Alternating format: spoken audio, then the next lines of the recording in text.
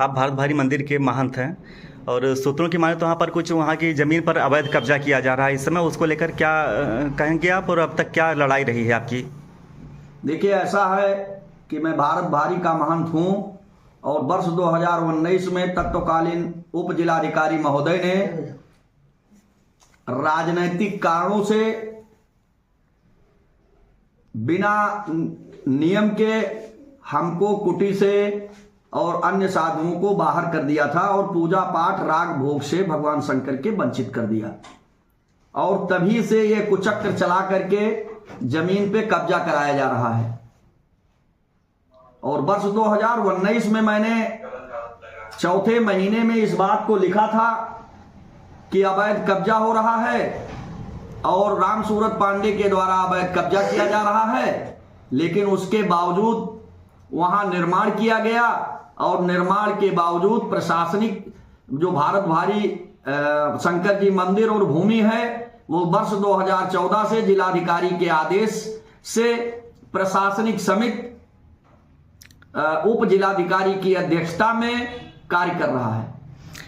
यह जो कब्जा है उसके विरुद्ध अब तक प्रशासनिक समिति जो जिलाधिकारी द्वारा नियुक्त की गई है उसने कुछ कार्रवाई किया या नहीं किया है अब तक? प्रशासनिक समिति के द्वारा कोई कार्रवाई नहीं किया गया। इस कब्जे के व अन्य मुद्दों के विषय पे जब मैंने मंडलायुक्त बस्ती से जांच की मांग किया तो उन्होंने जिलाधिकारी सिद्धार्थनगर को विधि सम्मत कार्रवाई करते हुए सभी पक्षों को सुन के जांच का आदेश दिया था, जिसपे अपर जिलाधिकारी वित्त एवं राजस्व वर्ष 2025 में उन्होंने ये तो जरूर लिखा कि इस पे अवैध कब्जा है, लेकिन कब्जा नहीं हटाया गया है, ये उनके जांच आख्या में है। तो इससे तो ये लगता है कि भाई अगर आप अवैध कब्जेदार के खिलाफ कार्रवाई किए होते तो अवैध कब्जा वहां से हट जाना चाहिए। और इसमें एक कुचक्र चल रहा है।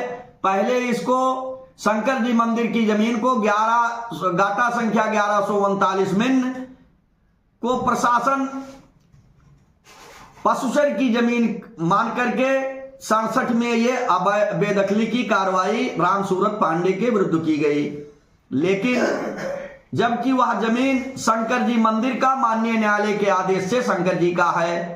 अब शंकर जी मंदिर पे पुनः इस समय राम सूरत पांडे, आकाश पांडे, उनके पुत्र के द्वारा लगातार अवैध कब्जा किया जा रहा है।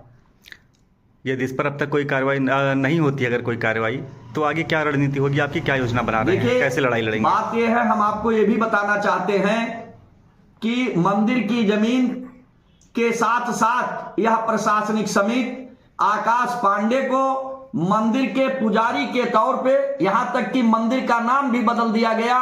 शंकर जी मंदिर के स्थान पे उसको भरतेश्वर नाथ मंदिर कहा गया, जबकि माननीय सर्वोच्च न्यायालय तक वो शंकर जी मंदिर है और सभी न्यायालयों में शंकर जी मंदिर के नाम से वाद विवाद चल रहे हैं। उनको स्थापित करने के लिए पुजारी के तौर पे प्रशासनिक समिति का पूर्ण कार्य है, मिली भगत है, और प्रशासनिक समिति के द्वारा कार्रवाई न किया जाना, इससे साफ दिखाई देता है कि प्रशासनिक समिति के लोग आकाश पांडे और राम सूरत पांडे व अन्य से मिलकर के शंकर जी की भूमि को अवैध कब्जा करा करके उसके नेचर को बदलने का कार्य करते हैं। दूसरा, मैं आपको आपके संज्ञान में और जनता के संज्ञान में लाना चाहता हूं कि अगर भारत भारी के किसी हिंदू जनमानस ने इस अवैध कब्जे के विरुद्ध में आवाज उठाई है तो उसको वहां की स्थानीय पुलिस पकड़ के लेकर जाकर के शांति भंग के आरोपों में उसके खिलाफ कार्रवाई की गई और शांति भंग के आरोप में घंटों थाने पे बैठाया गया। उन लोगों को जलील किया गया कि तुम कौन होते हो, वो मंदिर का पुजारी है, मंदिर की जमीन कब्जा करे, हम लोग उसमें कोई कार्रवाई नहीं कर सकते।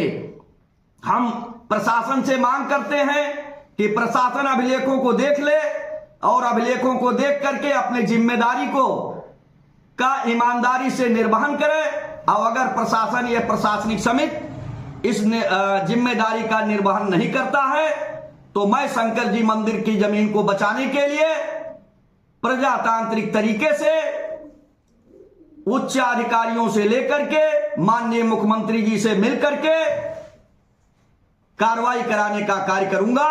यदि ऐसा नहीं होता है तो मैं धरने पे बैठने का काम करूंगा।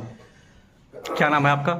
मेरा नाम महंत गिरजेश दास, चेला आर के परदेसी। मैं वर्ष 2014 में मंदिर का महंत बना। उसी समय से मंदिर पे ग्रहण लग गया। तत्कालीन सपा की सरकार के कुछ लोगों ने जिलाधिकारी महोदय को गुमराह करके मंदिर पे एक आदेश पारित करा दिया कि मंदिर विवाद में है, और विवाद को देखते हुए यह प्रशासनिक समिति न्यायालय के आदेश तक आने तक कार्य करेगी।